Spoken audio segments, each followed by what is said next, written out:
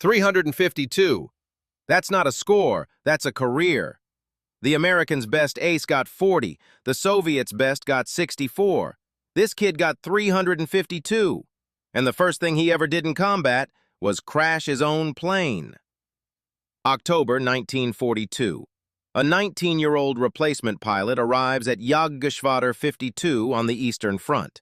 Blonde, baby-faced, barely out of flight school. The veterans take one look and give him a nickname, Bubi, little boy. His first combat sortie is a disaster. He spots enemy aircraft, panics, breaks formation, opens fire from a kilometer away, hits nothing, gets separated, runs out of fuel, and belly lands his Messerschmitt in a field of sunflowers. His squadron commander grounds him for 3 days. But Erich Hartmann had something the Luftwaffe couldn't teach. His mother was a sport pilot. He'd been flying gliders since he was 14, licensed before most kids learned to drive. And more important than his hands, his patience. Because at JG 52, a veteran named Walter Krupinski took the kid under his wing and taught him the lesson that would define his life. Don't fight the enemy. Ambush him. Most fighter pilots of the Second World War fought like duelists, turning, climbing, trading position in long, exhausting dogfights. Hartmann thought that was stupid. A dogfight meant risk. Risk meant dying. So he built himself a system, 4 words long. See, decide, attack, break. C. Spot the enemy before the enemy spots you.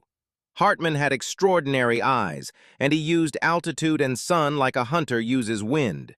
If he didn't have the advantage, he simply left. Decide. Pick one target. Ignore everything else. Is this an ambush or a trap?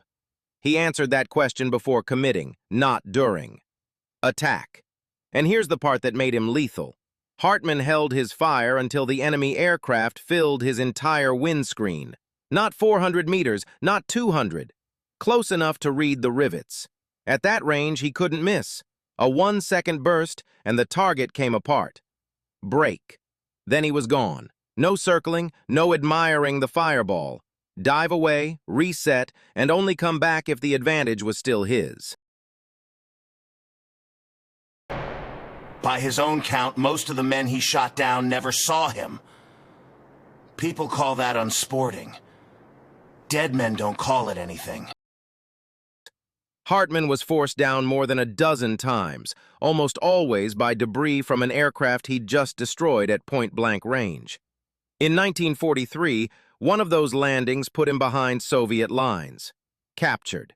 He faked internal injuries, waited for his guards to relax, and escaped on foot back to German lines. But here's the number Hartmann himself was proudest of. And it isn't 352. In more than 800 combat engagements, he never lost a wingman. Anyone can spend other people's lives. Bringing them home. That's the hard part.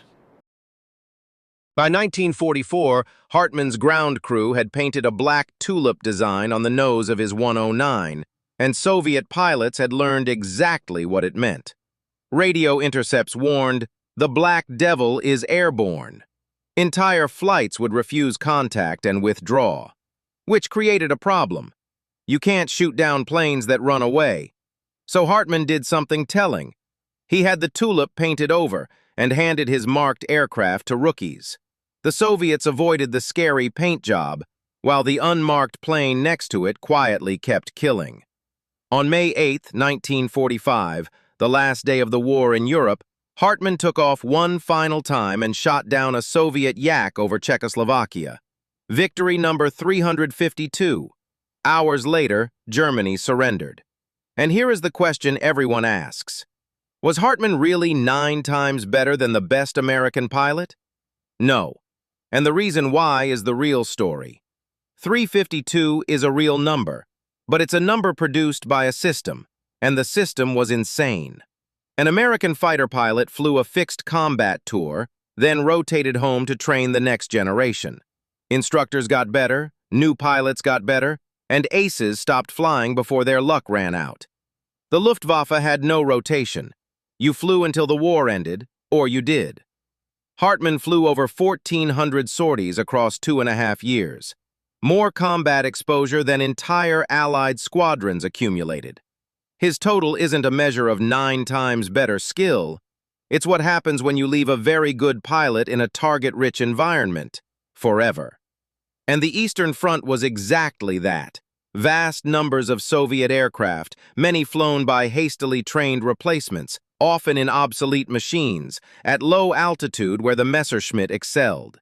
Historians still argue over Luftwaffe overclaiming in general, but Hartmann's victories were among the better documented, with witnesses and wreckage checks. The count is roughly honest. The context is everything. Hartmann surrendered his unit to the Americans on May 8, 1945, believing the war was over for him. A week later, the Americans handed him to the Soviet Union. The NKVD wanted the Black Devil broken. They charged him as a war criminal for destroying Soviet aircraft and sentenced him to 25 years of hard labor. He refused to confess. He refused to inform on other prisoners. He refused to work, led a prisoner revolt at one camp, and they moved him from gulag to gulag for it. He was 23 when the gates closed.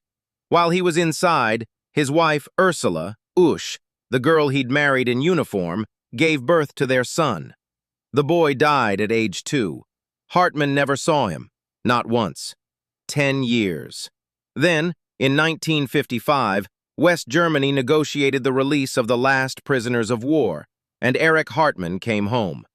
33 years old, to a wife who had waited an entire decade on nothing but letters. He flew again, commanded West Germany's first jet fighter wing, fought his own air force over a plane he considered a death trap for young pilots, and was proven right. He died in 1993. The record still stands. 80 years of aviation have passed.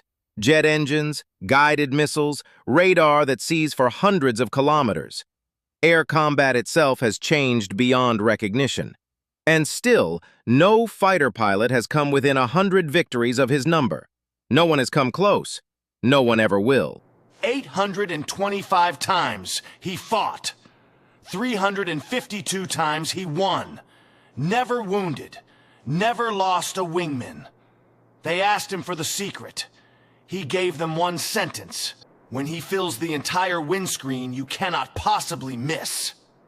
10 years in the camps couldn't break him. A number never will. They called him the Black Devil. Hartmann estimated that 8 out of 10 pilots he shot down never knew he was there. His victories filled 1,400 pages of combat reports, and his method still gets taught in an age of missiles he never lived to see. History remembers the number. The story behind it is always stranger. If you want those stories, the ones the textbooks compress into a single line, subscribe. Next time, a 5'3" farmer, a rifle with no scope, and the coldest hunting ground on Earth.